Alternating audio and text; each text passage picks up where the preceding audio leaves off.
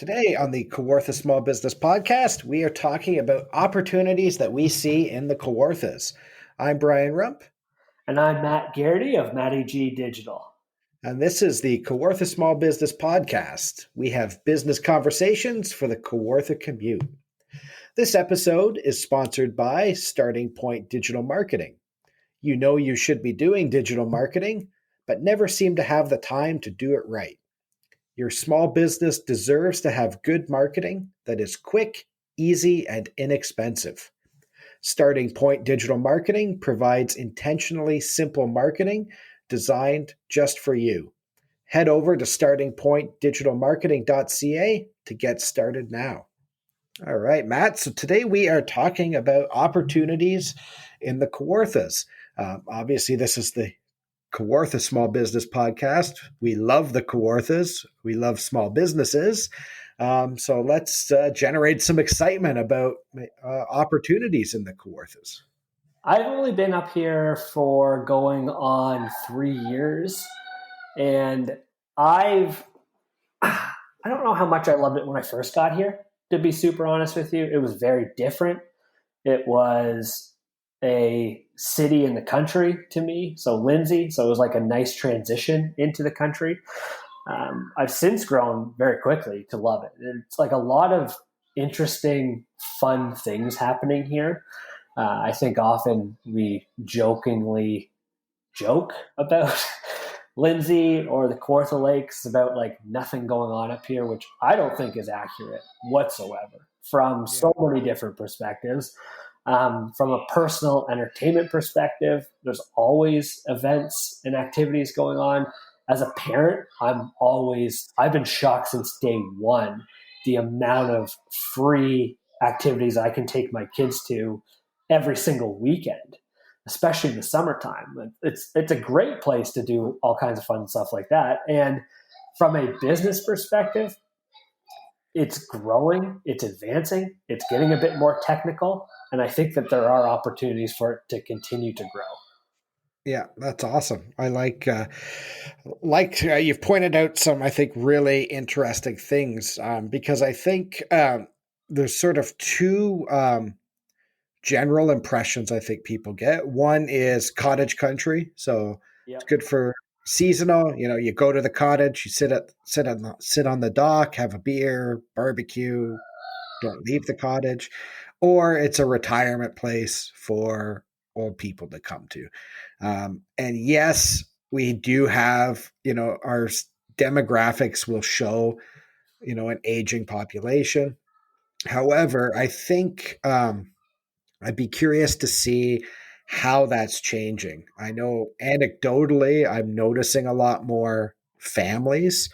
Right. I think in the older days, people would sort of come back to the Kawarthas, or they would do their escape from the city when the kids were growing and out of the house. Now I think people are making that escape sort of like you did when the kids are younger. They want to raise their kids in smaller towns. Yeah. I think you would, having kids would know, when you show up to free kid events, there's lots of people with kids there. Yes. Usually It's the ones that aren't kids are the ones you're a little bit suspicious of. Yeah. But I think, but in the past, I think there, wasn't really the baby boom. So I think Sure. I look at that just as the future outlook. I find that in a lot of small towns, you go through stages where people look at the past and they're like, oh, this place was amazing, 20 years ago, which is a sort of standard human behavior, which is always sort of glorifying the past business environment and stuff. But there's a lot of reasons to try to focus on the future. Yeah, absolutely. And I guess it's in my own experience and silo of seeing this, but when I look around at my wife's mom group of friends, we're all actually transplants to Kawartha Lakes as well. All in our 30s in whatever level, all with young kids. we've all made the decision to move up here. So we're all kind of excited about what's going on and like being at a lot of these like fun opportunities for families and everything. And then I had this moment the other day when I was out tobogganing with my kids and I was standing at the top of the hill and I'm looking around at all the other parents there with the kids, and like all the parents are my age, or they're a little bit younger. And they all just look like kids to me because I still sometimes don't really understand that I'm 30 years old and I feel like I'm a Yeah. child. And I just had this moment. I'm like, we're the old people in this situation. We're the weird ones. Like when we were kids, we used to look at the parents around like, man, those people are so old. That's us Yeah. now. That's me now. And I just had this moment where like, what am I doing here? Why do I have children? Why am I allowed to have children? And why am I allowed to control them and to watch them at tobogganing? So it's just like a weird thing that went on in my head. But I, No, I was just gonna say, but yeah, that's a you just recognize that, like, yeah, you're now like that demographic that has kids, and people should be businesses should be targeting you and should be wanting your money when you're out taking your kids tobogganing. What are you doing on the way home from that? yeah, Right? What else could you be doing?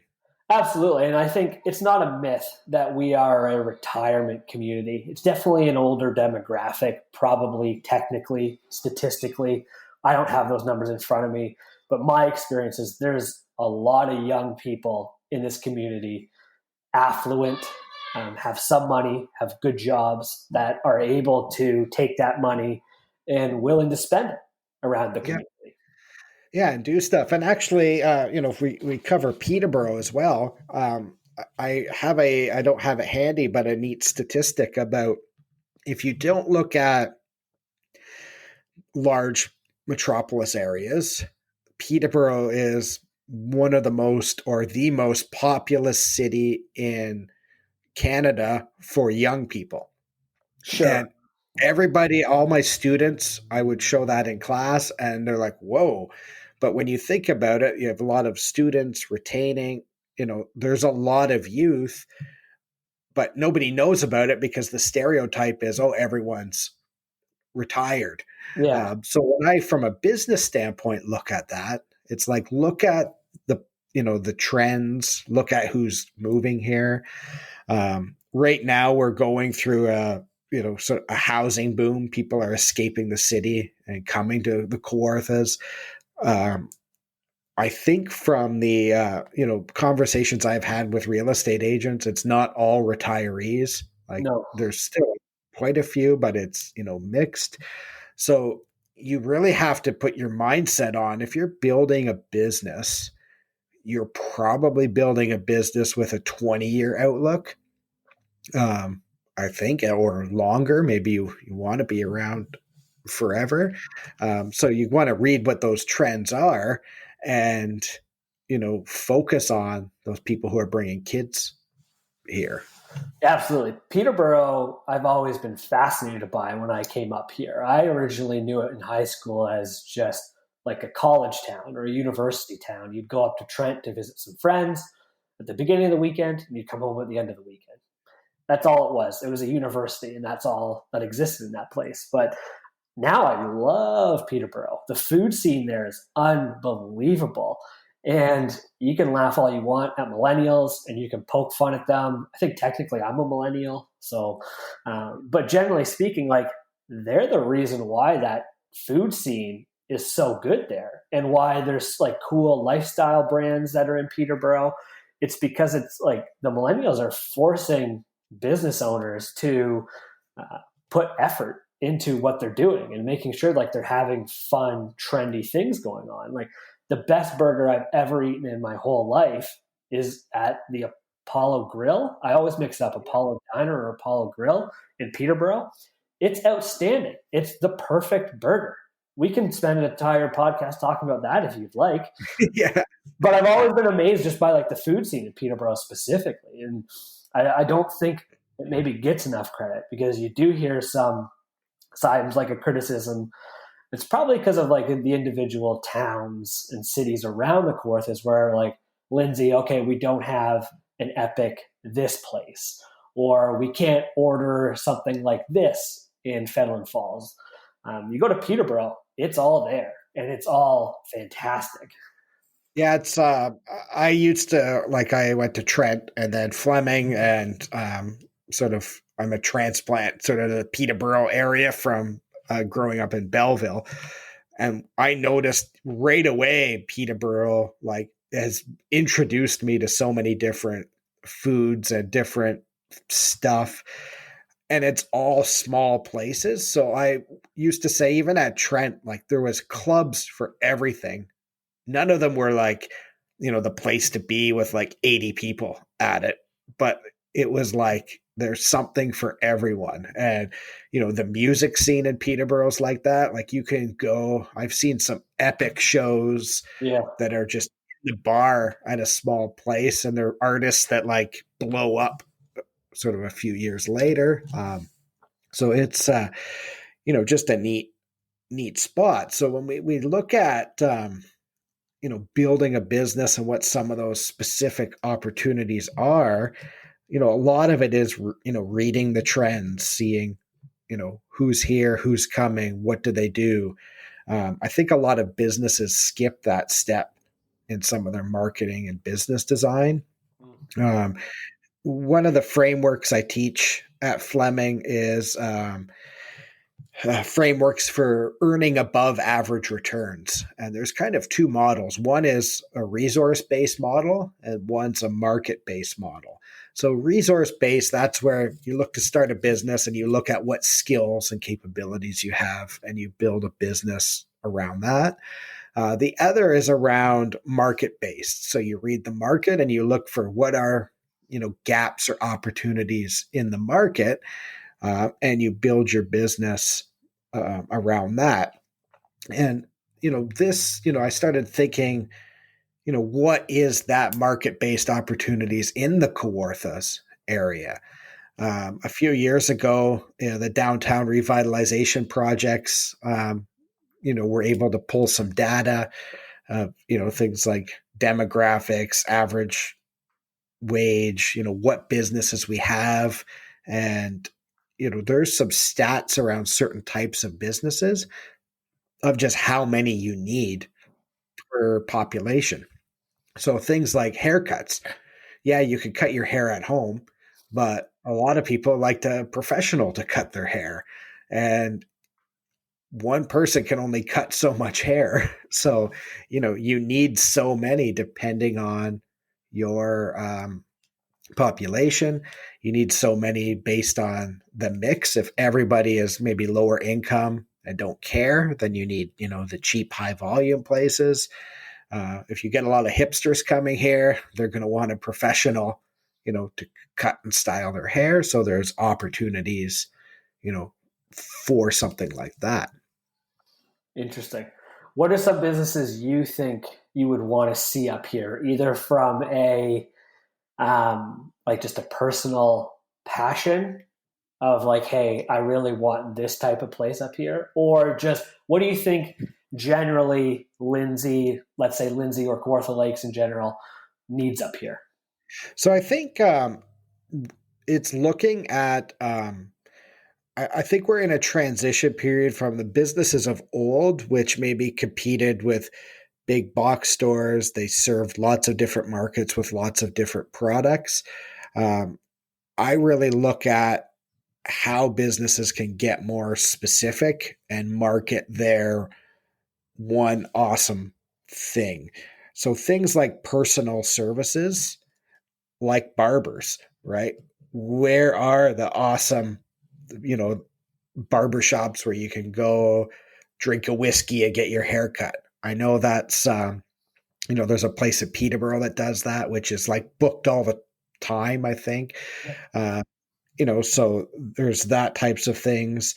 Food. I had a colleague of mine who worked at different restaurants, and I remember her saying, "People in Lindsay eat."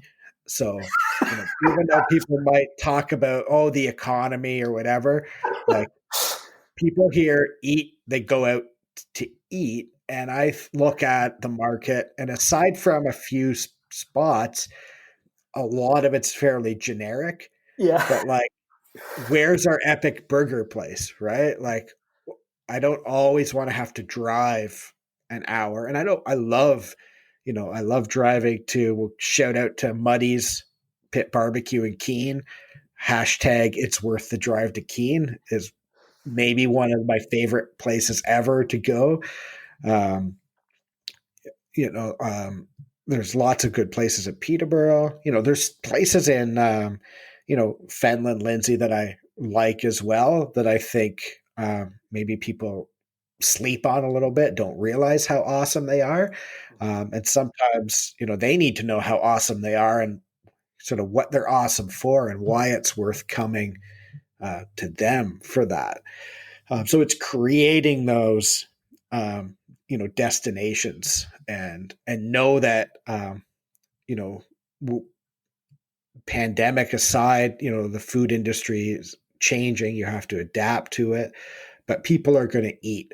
I heard a great quote, and actually, it was a podcast episode called "Food Will Find a Way," and it always does because people are always going to eat. That was honestly one of the funniest things I think I've ever heard you say. It was like, Okay. historically, people eat. Yeah. Yeah, Turn to your textbook for today's lesson on people like to eat. So, yeah. People like to eat. There's lots in food, what they're looking for, trendy. They want the experience. They want to be able to bring their kids, right? Like, I think that's a big difference, for the pesky millennials, which is you, that is a demographic with a set amount of years. It's funny, side note, at Fleming, I was teaching a course with some older colleagues, and they were talking about this like millennial versus like baby boomer. And I was like, well, all of our students are Gen Y now. Like, they're like, millennials are old to them. And they're like, oh no, millennials is just a term for young people. I'm like, nope. no. Um, depending on where you look at it, I'm born in 81, which is the some will call it the Xennials, which is like between Gen X and millennial. Um, so some people will call me a millennial. Sometimes I feel like a millennial. Sometimes I'm sort of in between. But like by 1983 or four, they are definitely like, I remember at school, the teachers, like, they were like, oh, your class was like the last of the old style. And like the kids now are completely different. But millennials want to spend time with their kids. They don't want to, like my parents, we never got to go out for dinner with them. Like, it was like, we're leaving you at home and we're going out for dinner. You know, and now it's like, we're bringing the kids with us. Yeah. So you want to have places that are, kid friendly. We used to go out once a week when we were kids for dinner, and it was always to a place that had free kid meals. Do you remember those Yeah, back in the day? It was like every Wednesday. I never ever got to go to one of those places, but I remember seeing the signs and being like, why can't we go there? It But was a sweet deal. I don't think those really exist anymore. Anyways, I generally speaking, like I love a lot of restaurants in Lindsay. I'm going to be really particular with Lindsay because that's where I live. I don't have a ton of experience eating in Fenland. There's some great places in Bob Cajun too. Um, Overall, though, I do think that there is an issue when it comes to if there you want an epic something, there's one place that will have it, and that's it. And you don't get much variety, if that makes sense. So, like, if you want the best burger in town, there's like maybe one place you can go to. If you want the best pizza in town, there's like one place you can go to. There's not a big variety. It's not like breakfast places. Statistically, there's over 400,000 breakfast diners in Lindsay, I think. Like, we don't need another breakfast diner, but we need more options for, again, like I love burgers. I would love an epic burger place. Multiples would be great. yeah, More pizza options, just little things like that. Um, this is a weird one, but also thinking like recently about I need snow pants because I'm an adult, and I think about going to visit like Nisbet's Clothers. Do they have snow pants? I don't believe so. Where's my next option? Starting to think like, let's shop local or let's shop the small guy. That's it. There's no one else. I think. So I'm going to Sport Check. And at that point, then I'm being criticized for going to a big box store. So little things like that. Another thing that I always think about, something that makes Bob Cajun really special, in my opinion, is Douglas and Sons there, that lifestyle clothing brand that they have. And I think something like that, downtown Lindsay, would be fantastic.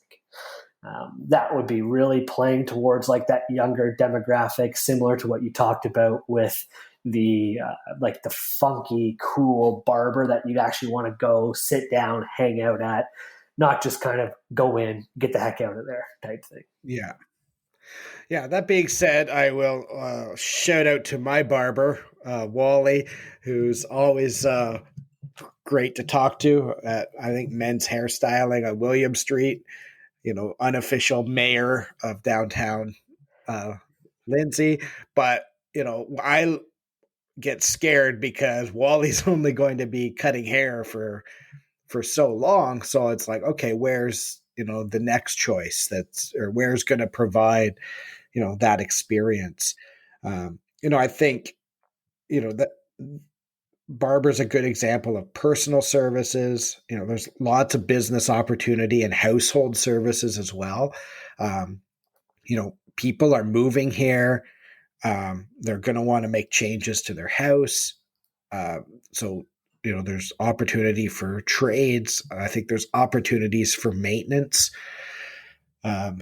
People now are, they're just changing how they um, live, right? Not everyone wants to cut the lawn all weekend. Yeah. Some people do, some people don't, right? But you want to, you could develop some businesses around that. And you know what? I hate to like bring it back to marketing maybe every time, but I bet you a lot of these businesses exist that we're talking about and we don't know about them. And not to Oh yeah, say that if we don't know about them, no one knows about them. That's super pretentious. But like you and I have a really good understanding of the businesses around this community. We talk about it all the time. And there's, for instance, you're talking about this barber that you want to go to or that you want to come up here. There's a sign on William and Colburn in the Bike Garage Plaza.